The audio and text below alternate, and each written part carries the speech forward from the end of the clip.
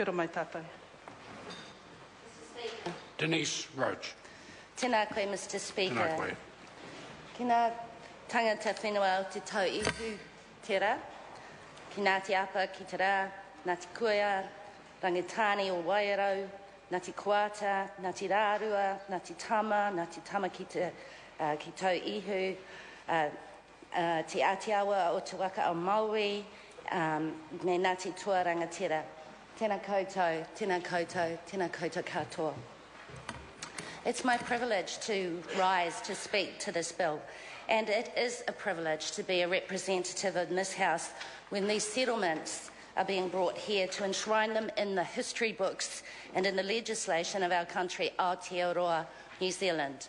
Before I go much further, I should declare my interest, like my colleagues have already, in that I whakapapa te Raukawa and claim connection to Ngāti Toa through Te Rauparaha's mother, Parikohatu. So that's my interest declared. But this is your day. So in bringing these settlements to the House, I recognise and pay tribute to the many people over very many generations who've bravely fought for justice for their peoples, for their lands and for their resources. It's been a long journey to gain recognition of the wrongs that were done and for the Crown to attempt to address the wrongs and also apologise for their acts and omissions. The legislation as it appears in the bill states that this is a full and final settlement. The Greens' position has always been that while we will of course support this bill, we also believe it's not a full settlement. How can it fully compensate for the injustices heaped upon the iwi represented here today since 1839 in Te Tau Ihu Rohe? We don't agree that it's a final settlement either. We know that even now the Crown may intrude on the rights of iwi, and we uphold the right of iwi to challenge the Crown when that happens and to seek further compensation. Furthermore, how can a settlement be final when the coming generations of these people may still suffer from the losses that have happened over the last 180 or so years?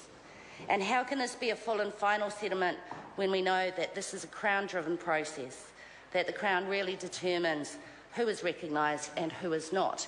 And this will come out more, I'm sure, during the Select Committee process. And that's not really so very different from the actions of the Crown in the early 1900s when they allowed the division of land and placed ownership of collective land in individual hands.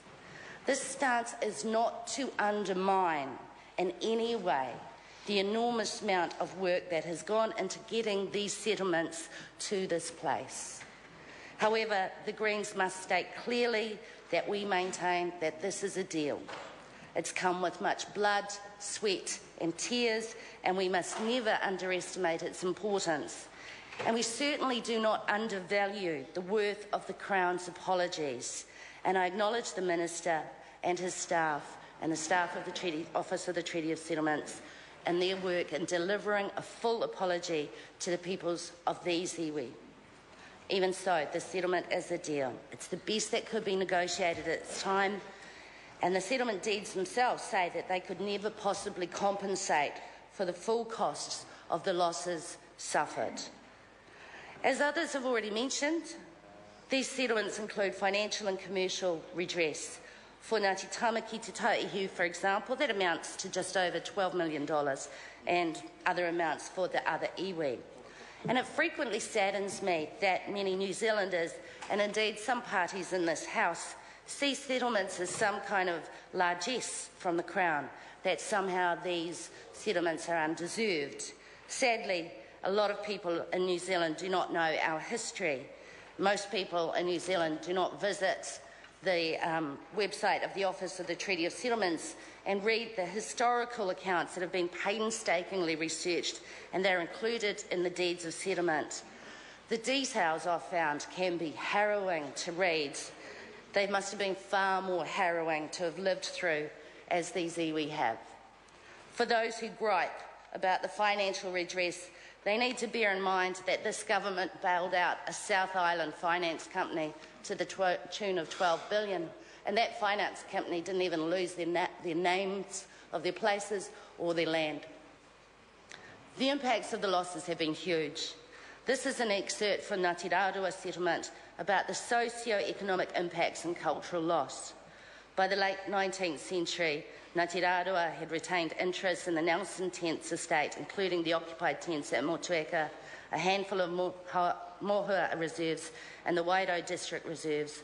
Most of these reserves were either too small or of poor quality for their owners to participate in the colonial economy. And as the settlers took up the land around the reserves, Ngāti Rārua and other Māori owners were hemmed in, losing the option of grazing their stock on Crown wasteland and of accessing traditional food resources located outside of the reserves. The development and the inadequacy of the reserves often led to inter- and intra-iwi competition, creating rifts within communities. And in the late 20th century, the Māori population of Te Tauihu, including Ngāti Rārua, still registered poorly across a range of social and economic indicators, and the position of Māori culture and language was weak. These settlements returned some land to iwi, but I will never return the land that was lost.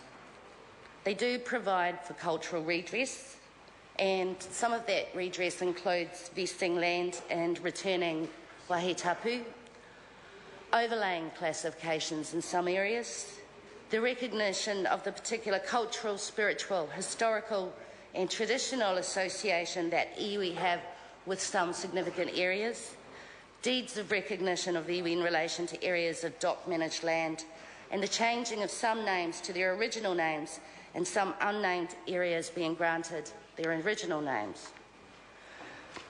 I note that some of the settlements also give important areas of land back to iwi, which they will keep for a week before handing back to the Crown for the enjoyment of all New Zealanders. I acknowledge that this is a day of celebration and that iwi wish to move into the future with hope and with their pride restored. And I acknowledge the huge generosity of those iwi who are part of this settlement, because it benefits us all. I'll finish my speech by quoting one part of the apology in the settlement deeds. It says, "The Crown hopes that this apology and settlement will mark the beginning of a renewed and enduring relationship based on mutual trust, cooperation and respect for Te Riti o Waitangi, the Treaty of Waitangi, and its principles." And I guess that highlights the dishonour that the Crown did to itself. It's my sincere hope that as a country, we will abide by the principles of Te Riti o Waitangi. And this bill is a huge step towards that. Congratulations. Nō reira, tēnā koutou, tēnā koutou, tēnā koutou katoa.